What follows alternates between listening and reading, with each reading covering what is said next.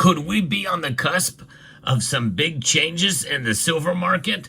I'll explain exactly what those are and what we should be looking out for as we explore.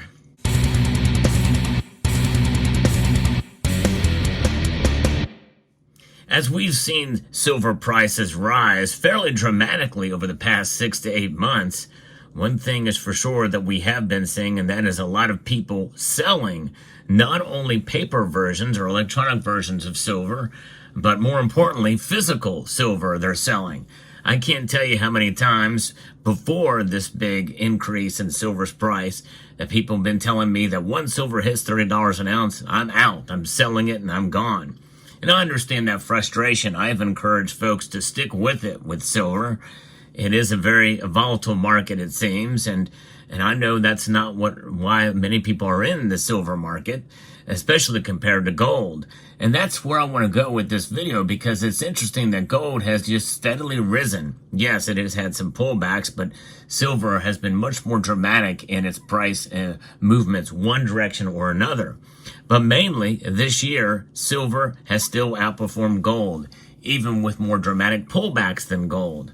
And that's intriguing. And I think a lot of that has to do with the news story I'm going to be sharing with you from Finimize.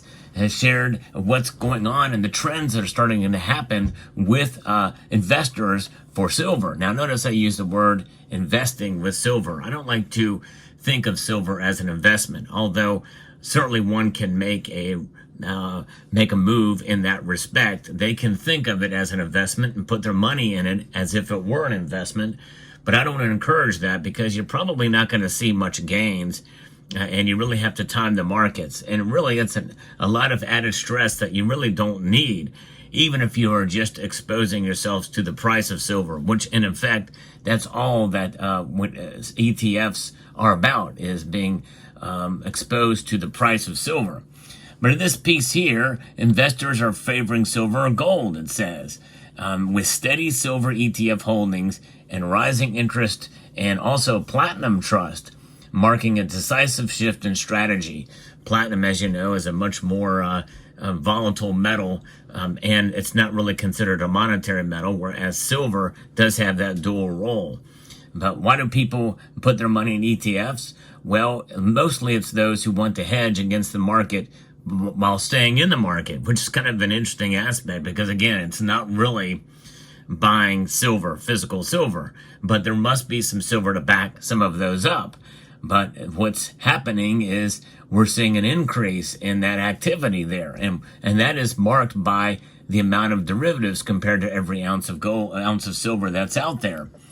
Now, in comparison to gold, which it's a steadfast safe haven, it seems to be losing its shine this year in comparison to how much activity is occurring in those markets. The SPDR Gold Trust and COMEX Gold Trust, both with stagnant holdings, have seen over 1 million ounces slip away in 2024 alone. Meanwhile, the iShares Silver Trust grew by nearly 4 million ounces, with total silver ETF holdings surging to over 15 million ounces. This points to a marked preference for silver. That is something that's remarkable to see, likely due to its industrial uses and strong market demand. And we're also seeing renewed attention to platinum as well. Platinum, I've always said, was undervalued, but this video is about silver. But I think in one way it's good to get that comparison with platinum, because I think people are seeing it as a potential strategy, especially considering the historic ratio between gold and silver and the historic prices of platinum compared to gold. Gold has already reached its all-time high in nominal dollars. And yes, it does have room to grow in terms of getting to an all-time high with dollars adjusted for inflation, real dollars. But silver has a much more headroom in that direction. And, it's amazing to see that with dwindling interest in gold ETFs, investors are shifted towards silver and platinum. Silver's allure may stem from its dual role as both a traditional investment and a key industrial component. And again, they're using traditional investment. I like to refer to it as a hedge, a savings vehicle, a store of value outside of the system from which we find ourselves apart. And that is much more valuable than the price is or ever will be, in my view, especially considering where we're headed with our monetary system and with money itself. It is growing more towards not only increased inflation of the dollar as we know it today, but what will a new dollar look like when they reset it?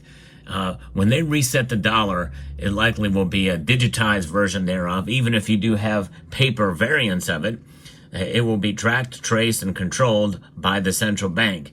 And essentially, that is going to tie it closer to the government. And they will work closely. A central bank digital currency, there's no good that can come from it, which is why many states here in the U.S. have worked their way towards setting themselves up with legislation to recognize gold and silver as sound money, as money itself. I think that's amazing to see. But we see that all of the different benefits that hold for silver in terms of its industrial demand as well as being a monetary metal are making people excited or having the understanding that, hey, this is a good area. But I think the biggest shift is that it's got a lot of potential there.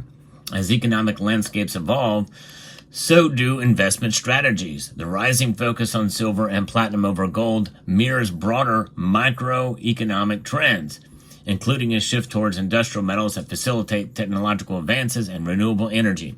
These shifts could point to future opportunities for both individual and institutional investors aiming to diversify and tap into emerging growth projects. Now, for those of you who know me, you know that I have been favoring, in terms of my personal holdings, gold over silver for the past 7 years. It's kind of hard to believe it's been that long since I made that seismic shift. But although I've always thought that silver has had more potential in some regards, which is why I've held on to a lot of my silver and continue to buy. In fact, during that stretch of time, during one of those years, I think it was 2021 or 2022, I bought more silver in that 1 year than I had ever had in my life before. And so I certainly see the potential that silver has and still see it now. But there's other reasons why I'm not necessarily going all in on silver. But nonetheless, I think it's something that should be recognized and seen as especially occurring on that front, on the ETFs. Now, another element to this and proof that this is occurring is I've been tracking the paper to silver ratio that the debt clock, U.S. debt clock, has shown us here. That's the number of paper silver ounces traded on the major world silver exchanges. That's very broad. It includes SLV, which is the largest, but there's others out there as well, including the PSLV, which is supposed to be backed on a 1-to-1 scale or ratio. But those are the major world silver exchanges divided by the actual world production of silver in ounces. Now, that's just like the dollar to silver ratio that I've covered in many videos, which, by the way, that number has now moved up to $708. It was at $694 when I did my video about that. That's how quickly things are moving there. In other words, they are printing more money. The M2 money supply is growing, folks. Inflation is here. And that's another driver for silver's prices continue to move up. And now anything can happen. We have geopolitical uncertainty or geopolitics could calm down dramatically, which will stifle silver's growth. But I think people will see opportunities with the silver market. And those opportunities, I think, mean that they're going to start putting more money into silver. And that also includes wearing off or being essentially followed by physical demand for silver bullion products. I think we will start to see that pick up as we start to see the prices continue to tick up. As prices moved up dramatically this year, people have been selling. But I think that is going to shift, and you're going to start to see people buying as silver prices continue to move up, especially if we see it in the derivatives market. And we might literally start to see sort of a squeeze on some of the physical products out there. And maybe not as dramatic as what we saw back in 2021 and early 2022 with all of these silver raids. But what we are going to see, I think, is just a natural shift into buying more physical silver again, making silver great again, essentially, in terms of understanding its potential for a long-term store of value. And so that is something that if we're starting to see it there, we may start to see that shift starting to occur with the physical bullion market, which would be something. But right now, that number is 407.64 paper silver ounces compared to 1 ounce of silver that is mined per year or produced per year. That's not the amount that is stored, by the way. I don't know what that number is, but when you think about all that, we know it's probably much less than that. Or even if it's more, it's still, you know, there's so many of the derivatives out there compared to the physical. It would be interesting to see what that number would be for the amount of silver that's stored to back it up. We know it's not enough. That's the whole idea, which, by the way, brings me back to my original point that when you buy ETFs, you are not buying silver by any stretch. You are just exposing yourself to the price of silver. I am okay with having physical silver, and I am okay with paying the premiums to get it. You want to pay the lowest premiums possible if you're stacking for the most liquid type of silver. And obviously the most popular bullion coin in the entire world, in the history of the world, is American Silver Eagle. Even around the world, it is a very popular silver coin. Now, obviously, you want to get the coin of your realm, the coin of your nation, the most recognized coin of your nation for liquidity. But Silver Eagles, if you can get them at a decent price, at a fairly low premium, it's a good idea to have some of these in your possession. Even if you really don't like the design, which I'm not a fan of the design of the reverse of this eagle. I love the heraldic eagle much more. But anyways, but I do feel that having silver in your possession is a great idea, very good. And by the way, something else, here's some silver. I'm going to show you some silver here that I bought way back. It's near the beginning part of my journey here on this platform. This is it right here, but I've never seen it. I've never seen this silver. This is a factory sealed tube of half-ounce Armenian Noah's Ark coins from 2012, never before opened. And I mentioned this in a prior video or a live stream, but as soon as I hit 90,000 subscribers, I'm going to open this tube up. And yes, indeed, I'm not even taking the sticker off of it from AppMex from where I purchased it. But it is the factory sealed, and of course, there's no surprise on what's inside here.